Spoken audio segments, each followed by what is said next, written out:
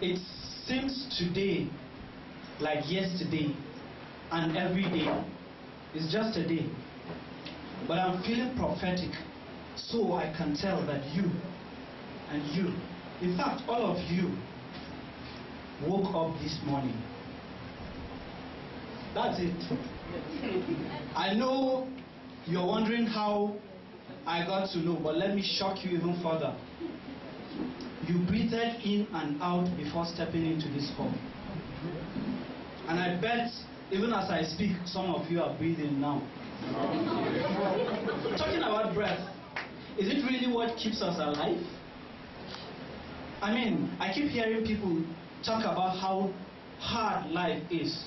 So how come what keeps us in it is that easy? Just maybe it has to do with good food. Sometimes I wish the stomach was transparent. If it were so, I think the poor would have been wearing more clothes to conceal their cockroach-infested, no sugar, soak and travel gari that they had for lunch, while the rich would go on topless, maybe with a magnifying glass medallion that will enhance the size of the chicken they eat. Fashion is another area that interests me. Some people would wear an entire wardrobe just to make a point. They will come out looking like a clash of the rainbow and a flower garden.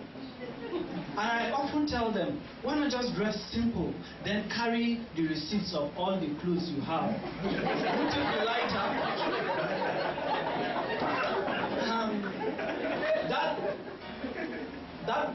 Packing all those receipts would make you look like a walking ballot box.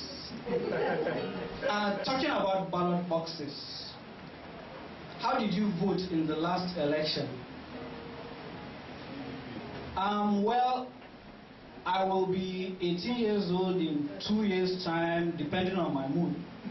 But I voted, and I must say it was the most difficult decision I had to make. I knew who I wanted to vote for. So when I went for the accreditation, considering how much Nigeria owes us, I think they should make words like accreditation, don't you think? That's by the way anyway. When I went there, they gave me the ballot paper. And instead of the pictures of the candidates, to my greatest surprise, they were logos of the parties. Not that I didn't know the party I wanted to vote for, but it got me thinking that those logos actually symbolize what those parties stand for. And I checked, looking at the most popular parties, I wasn't satisfied with what I got. Okay, the umbrella. When the rain stops, it becomes a liability. I would have to be carrying it around for no reason. Yeah, I would find the broom appealing if I was a housemaid. When you give me a pen, I expect you give me a paper as well, not a hanky-like looking flag. There's this party, it's just the name I don't get. I am voting so that I will rest from all this hard work. And you call yourself labor. There's another that is even promoting kwashako because they are going to serve you corn every single day. So after this revelation, I said to myself, maybe we as Nigerians have not been voting right. Maybe I should leave in my vote. So I decided to leave in my ballot paper. So this is how I voted.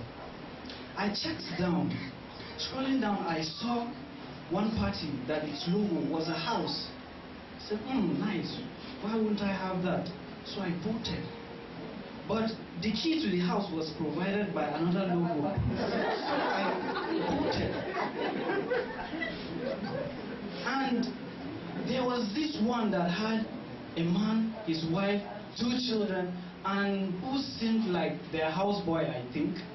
So who wouldn't want a family like that? So I voted. But on a second thought, that might not be the houseboy since it's in black and white. It might be these half-educated cousins that come from the village to create nuisance. And I'm too young for that kind of liability. So I cancelled that vote.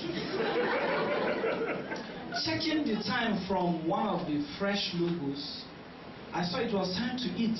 And one party had chicken. And another party provided the fire. I scrolled up and down looking for a knife to slaughter the chicken. I couldn't find one. So I used the umbrella and beat the chicken to death. And looking up, I saw another party that had hippopotamus. And I realized it's been long since I had bushmeat pepper soup. So I baited the hippo with the corn and whipped out my umbrella. After all was done and good enough to eat, I noticed these people carrying the whole Nigeria on their heads. And I figured they would be hungry after this exercise. And I wouldn't want shortage. So I had to run. But I was surprised none of the parties offered a car. So I had to use a horse provided by one of the logos. And guess what I used as the whip?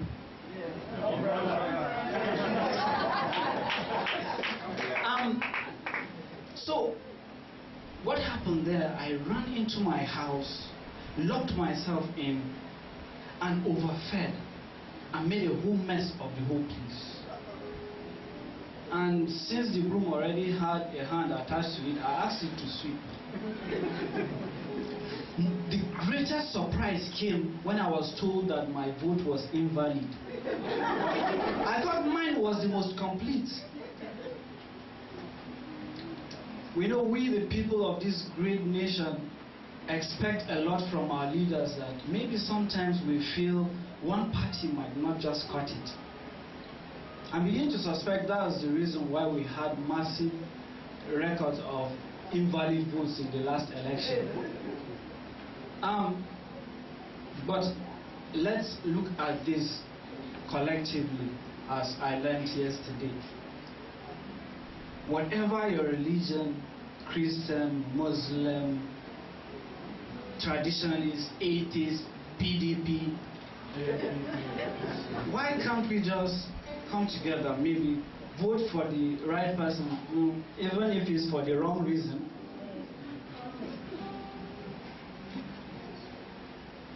Nigeria has been producing leaders.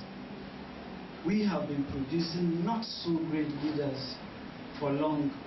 Maybe it's time we had stopped faulting the material and start checking the machine.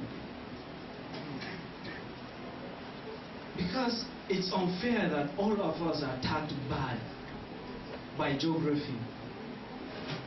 But then, life is unfair. Let me give you an example.